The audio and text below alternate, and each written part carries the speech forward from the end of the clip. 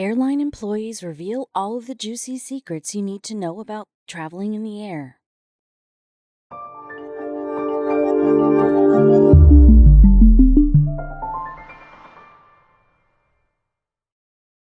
But before we start, please make sure to subscribe to m&rtv and hit the bell so you never miss any upload from us. Also, leave a like right now.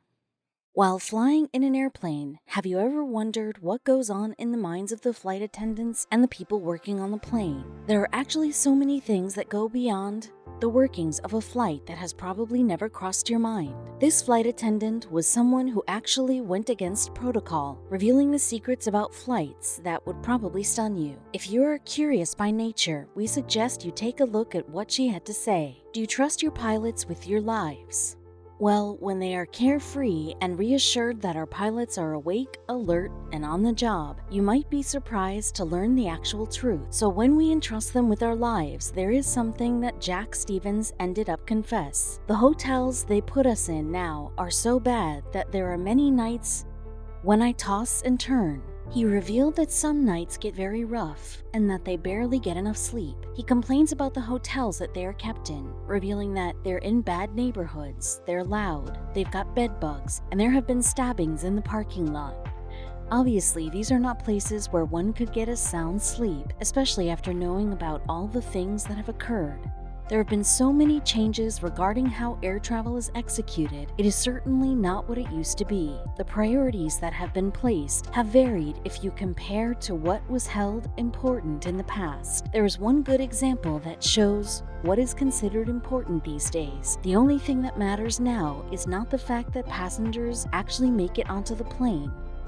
This has been explained by a pilot who claims the Department of Transportation has put such an emphasis on time performance that we pretty much aren't allowed to delay a flight anymore, even if there are 20 people on a connecting flight that's coming in just a little late. Since the only thing important is punctuality these days, you better make sure you're always on time. This is certainly one fact that could potentially make you reconsider ever getting on a plane. Also, being struck by lightning is not necessarily a once-in-a-lifetime happening. One American airline pilot actually admitted in an interview that he himself has been struck by lightning twice. Most pilots have. Airplanes are built to take it. From what he reveals, he seems to be unaffected by it. He further explained his experience. You hear a big boom and see a big flash, and that's it. You're not going to fall out of the sky.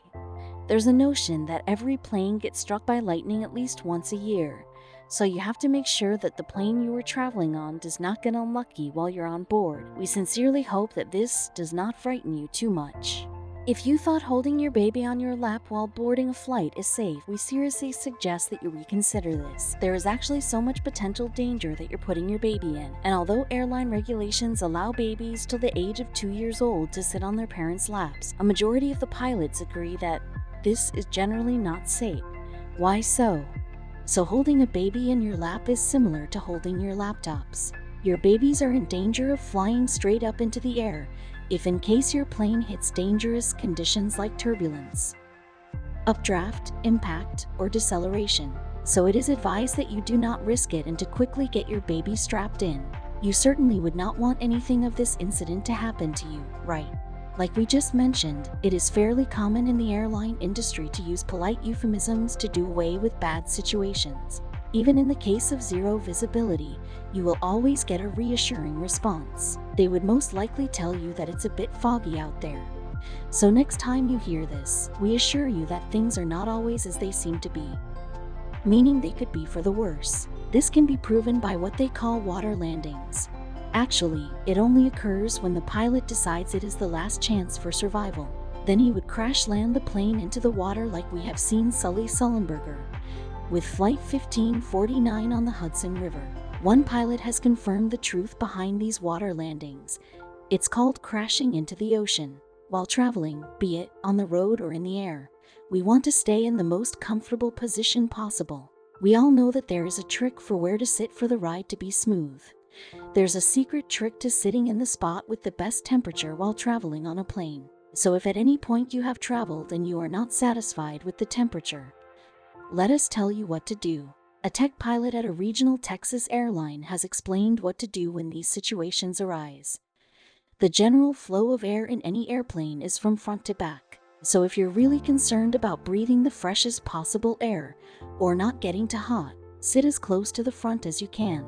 Planes are generally warmest in the back. So there you have it, in case you feel chilling in your plane ride. We must have all been a little annoyed at the flight attendant who tells us that we can't use our cell phones during the flight. How can a small gadget cause a big plane any issue? But if you ask experts, they will tell you that yes, it could affect the whole working of a plane. Even in 2018, there is a good reason why this policy is still followed by all airlines. You would be surprised to learn that calls can hamper the signals received by the pilots. So, since precise calculations and estimations are required, it could turn dangerous. A retired American Airlines pilot, Jim Tillman, explained, "Well, what can happen is 12 people will decide to call someone just before landing. And I can get a false reading on my instruments saying that we are higher than we really are. This might be the biggest and most shocking secret ever." Another pilot has revealed something surprising about airlines. You may go to an airline website and buy a ticket, pull up to its desk at the curb, and get onto an airplane that has a similar name painted on it. But half the time, you're really on a regional airline. So you should not be too sure of yourself while traveling on a plane. He even went on to reveal something truly bizarre about flying. The regionals aren't held to the same safety standards as the majors. Their pilots aren't required to have as much training and experience, and the public doesn't know that. So the next time you are flying on a plane, keep this in mind, but remember not to freak out because there is nothing you can actually do about it. Yes, in all seriousness, you just read that correctly. Someone from the Atlanta-based Airtrans Airways captain revealed a fact that would be sensible to frequent flyers. No, it's not your imagination. Airlines really have adjusted their flight arrival times so they can have a better record of on-time arrivals. So the next time you assume that flights are accurate, think again. This is what he says to explain what he means by his statement. So they might say a flight takes 2 hours when it really takes 1 hour and 45 minutes. You can see that in most rankings of airlines, whether or not a flight arrives on time is of the utmost importance. They do not always have the precise predictions or calculations, so you would give them credit. Flight attendants are way more than just airborne waiters. We need to give them more credit than they actually get. They are highly trained professionals that have been groomed to handle every potential situation, good or bad, while flying in the air. A Turkish Airlines flight crew actually helped in delivering a premature baby 40 feet in the air a few months back. Another common question is when to actually worry when the pilot makes an announcement. Allow us to clarify this doubt. So, if ever the pilot tells the flight attendants to take their seats, take this as a clear sign that there is some seriously bumpy road ahead. So if any point this announcement happens, you should be sitting down and start buckling yourself. A pilot may be thoroughly skilled, but a rough turbulence will always be enough to send a passenger into panic mode. So what would be the most ideal timing to book a flight? Well, morning time is the smoothest time to fly. Jerry Johnson, a pilot from Los Angeles, explains why this is so. The heating of the ground later causes bumpier air, and it's much more likely to thunderstorm in the afternoon. It gets irritating during the pre-landing check, when you are asked to move your window shade from down to up.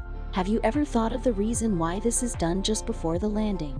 The principle behind it is actually a very sinister one if you actually think about it.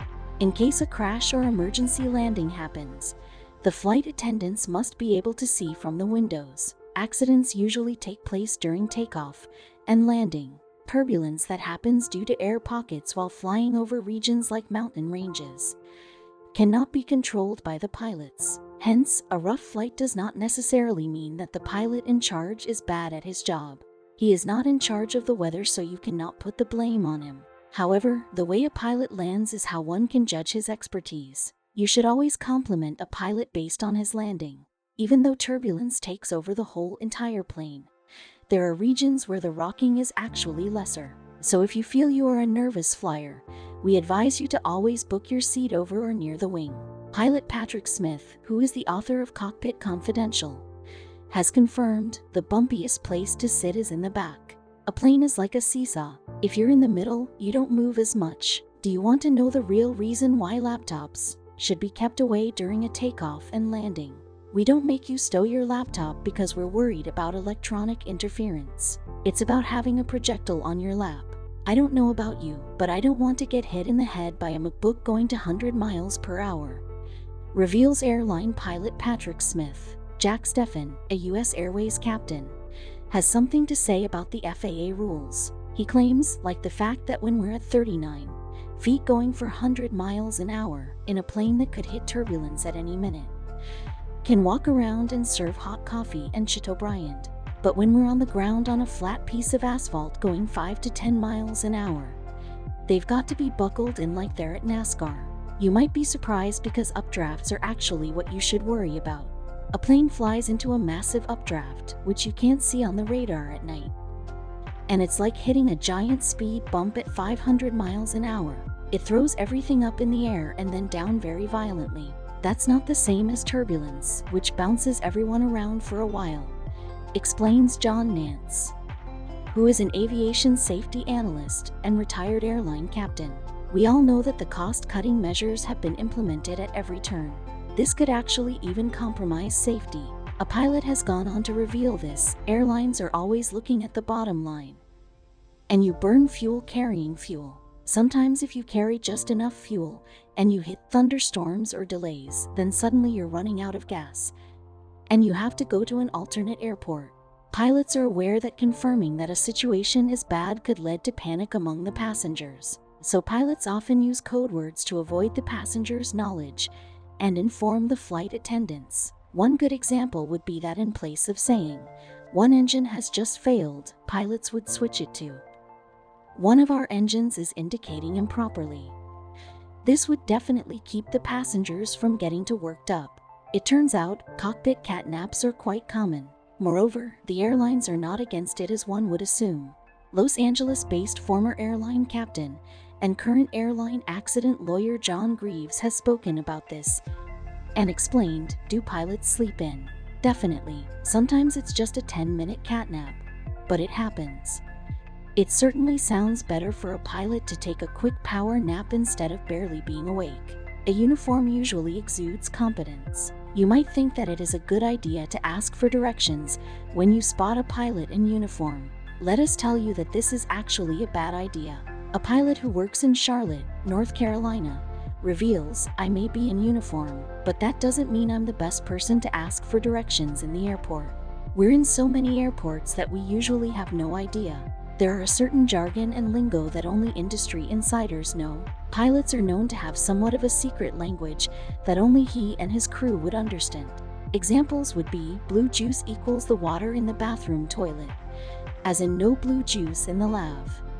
Kids are often called crumb crunchers, where they would often say, "The flight to Anaheim is packed with crumb crunchers." While flying, most people dress comfortably and not necessarily stylishly. We usually see people wearing sweatpants and flip-flops too, but pilot Jodian had suggested that putting on a pair of sneakers while traveling is the best option. He recommends, "I always tell my kids to travel in sturdy shoes. If you have to evacuate and your flip-flops fall off, there you are standing on the hot tarmac or in the weeds in your bare feet." You might assume that the chilly weather in planes to be the norm, but this is actually not the case. The pilot actually takes charge of the air conditioning. A pilot has revealed, "Cold on the airplane. Tell your flight attendant. We're in a constant battle with them over the temperature. They're moving all the time, up and down the aisles. So they are always calling and saying, 'Turn up the air.'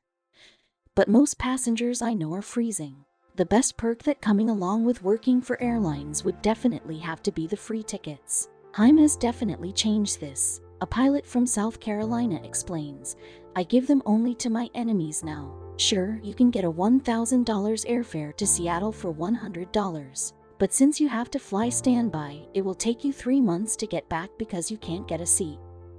It does not sound inviting at all, right? We mostly associate the word autopilot with the pilot relieving himself from the duties that bar him during the flight.